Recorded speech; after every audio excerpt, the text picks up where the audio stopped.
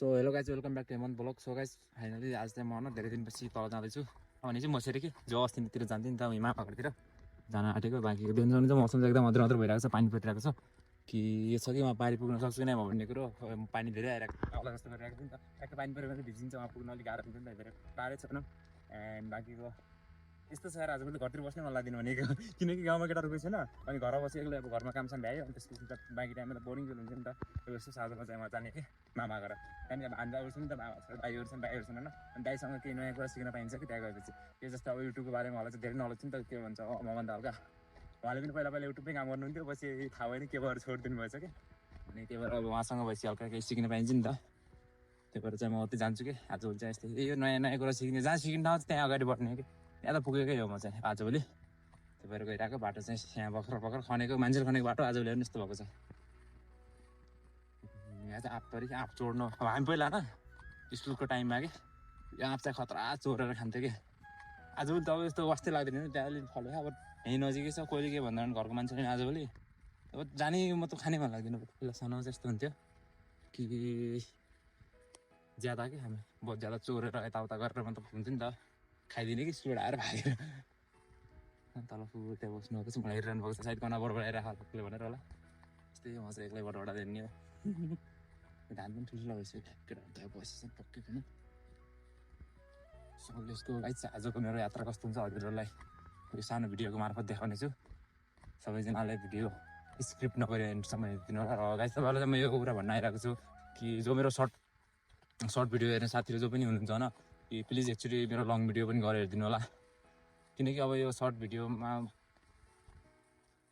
भन्दा पनि अब म लङ भिडियो पनि हाल्ने गर्छु। आजभोलि सर्ट त सर्ट छ है, सर्ट भिडियो त आइरहन्छ हजुरको अगाडि, प्लस लङमा भ्लग टाइपको हल्का भिडियोहरू पनि आइरहन्छ हुन्छ मेरो। सबैजनाले गरेर हेरिदिनु होला, सर्ट भिडियो जो पनि हेर्नुहुन्छ मेरो पहिल्यैदेखिको साथीहरूले चाहिँ गरेर हेरिदिनु होला। अनि लाइक कमेन्ट सेयर पनि गरिदिनु होला अलिअलि भन्ने आशा छ। र त्यसको साथसाथै चाहिँ आज चाहिँ जुगा पनि लाग्छ है, पानी पर्ला जस्तो गर्छ नि, त्यस्तो भयो भने त जुगा झन् बेसी आउँछ। त्यो जाँदै त दाइहरूसँग के गरेछ नि त यसो हल्का गफ लगाइदिनु गएर।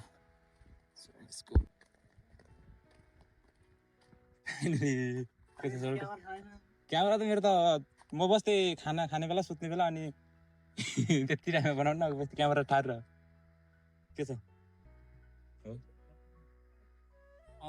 भिडियो बनाउँदै हिँड्दै के काम गरिरहेको घर घर मैले के काम गरेँ भने चाहिँ बिहान 10 बजी उठेको थिएँ, अनि त्यसपछि उठेर मुख धोएँ, मुख धोएर नास्ता खाएँ, अनि त्यसपछि गएर फेरि सुतेँ। त्यसपछि अघि 1 बजी उठेको थिएँ, त्यसपछि उठेँ एकछिन अनि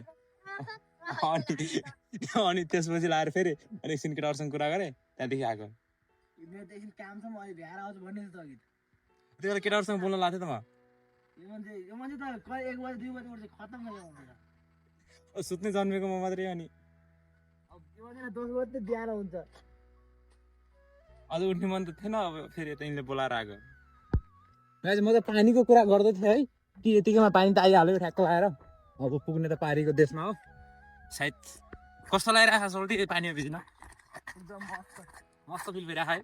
त्यही चप्पल चाहिँ हेर्ने यहाँ पुरा माथि पुग्न आँटिसक्यो चिप्लेर। अस्ति नै यहाँ पुरा मेरो यहाँ घुँडामा पुगेको थियो चप्पल चिप्लेर, बल्ल बल्ल निकालेको यो चप्पल। मलाई त स्विमिङ गर्नु जस्तो लागिरहेको। स्विमिङको फिल आइरहेको अरे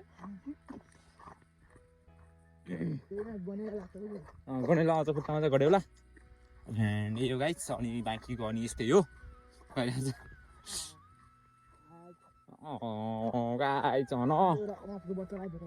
जो कि देख्न सक्नुहुन्छ हामीले चाहिँ भिजिरहेको अलिअलि टाउको। मेरो कपाल त वाटर प्रुफ हो, जति ठुलो पानी पऱ्यो नि भिजेको जस्तो देखिन्न। बुलेट प्रुफ हो, बलियो छ, त्यसले काट्दा पनि फुट्दैन, पानीले भिजाउँछ। बाँकी रोडमा दोग्रा परेको वाह ढुङ्गा पल्टेको आकाशमा।